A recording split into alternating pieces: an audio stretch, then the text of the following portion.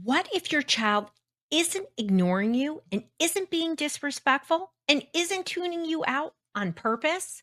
Well, today I'm going to show you why so many kids struggle with listening, especially during transitions, and why this issue has nothing to do with defiance or disrespect.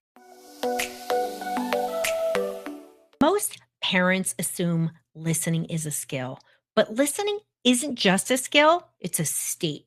A child can be perfectly capable of understanding what you're asking and still not process your words in certain brain states. The real reasons kids don't listen are dysregulated. They're either overstimulated or understimulated. And when the nervous system is off, cooperation drops instantly. And that's why it feels so disrespectful. When kids are in that overwhelmed or understimulated state, the brain actually deprioritizes language. That prefrontal cortex that I'm always talking about, where focus, listening, executive functioning happens, actually goes offline.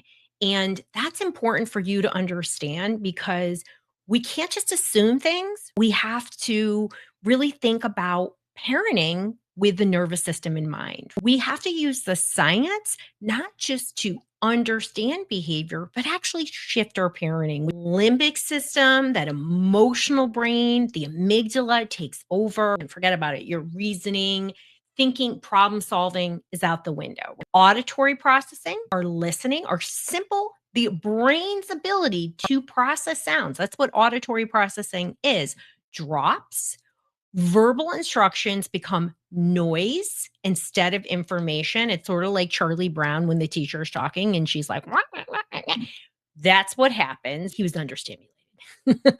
So your child needs you to put their brain first. And processing your words becomes secondary. It's not an I won't, it's an I can't right at that second because we can flip that script and we can change things. Why does your child stop listening? So when they're overstimulated, their brain is flooded. They're feeling things feel noisy fast. They get reactive. They get overwhelmed.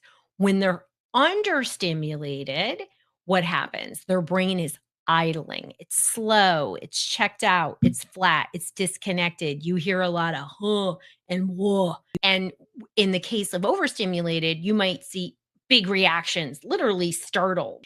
Either way, the language centers of the brain drop dramatically in their ability to actually do what they're supposed to do. They're not going to be able to work in the same manner. It feels like they're checked out, but it's just not happening. Know that it's not attitude, it's neurology. I think that is really helpful for parents to understand the science. And I worked with a mom named Trina. She once told me, I swear Lucas can't even hear me ever unless I'm yelling, which is such a terrible thing to get caught up with your kid in that like yelling cycle. She would start off the day with, get dressed, come down for breakfast, it's time to go. That was her every day because sometimes kids have that. She would try to be calm and like nothing, and then turn into, "And Lucas, I said it 3 more times. If you don't do this, then the video games are gone." But he was really almost attuned to the yelling voice, and as soon as she yelled, he knew, "Okay, that I better hustle my tuchus," and that yelling became her go-to.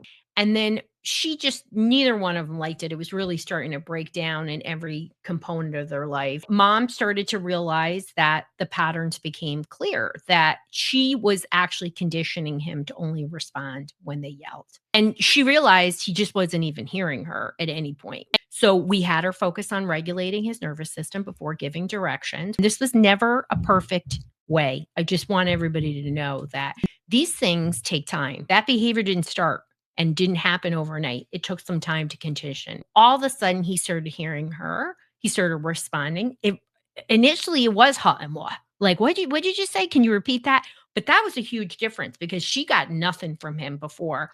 And then over time, she just started being more regulated. He started to hear her. He started to respond. He started to come down. The friction started reducing. That's why I want people to think it's not like your kid can't listen or won't listen.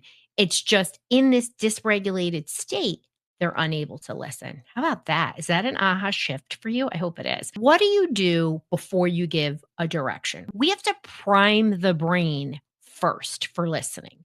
And with all of these things, again, consistency, and you teach the brain, just like you taught your kid to ride a bike or taught them something about starting an engine or whatever it is that you're doing in your house. You didn't have to teach them forever. And yet we think listening or executive functioning is some magical skill that a pill's going to fix. It's just not that way. We have to start thinking of it as what do we got to do here? So, number one, what do we got to prime first? Of course, what am I going to tell you? We got to regulate first. Calmer brain has better auditory processing. Kids that are over understimulated could over tune into sounds or under tune in.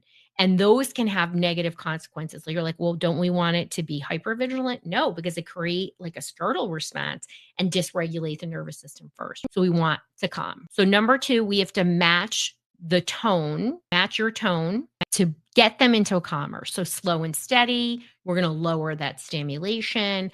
I personally, you want to lower your language load. You've heard me say this before. Research shows that women use 50% more words than men. I probably use like 80% more than a typical, certainly more than Mr. Hodge. Shorter cues leads to better comprehension. And that is why kids typically respond better to men. It is not because they are male, it's because they use a lot less words.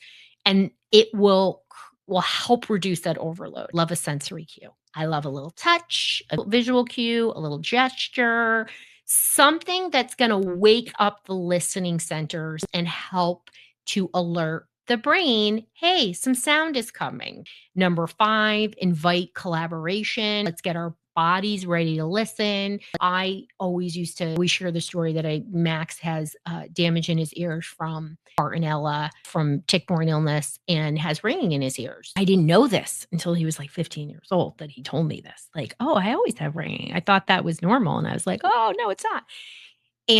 But before that, I could tell he didn't always respond to me. So I would say, put my hand and say, are you ready?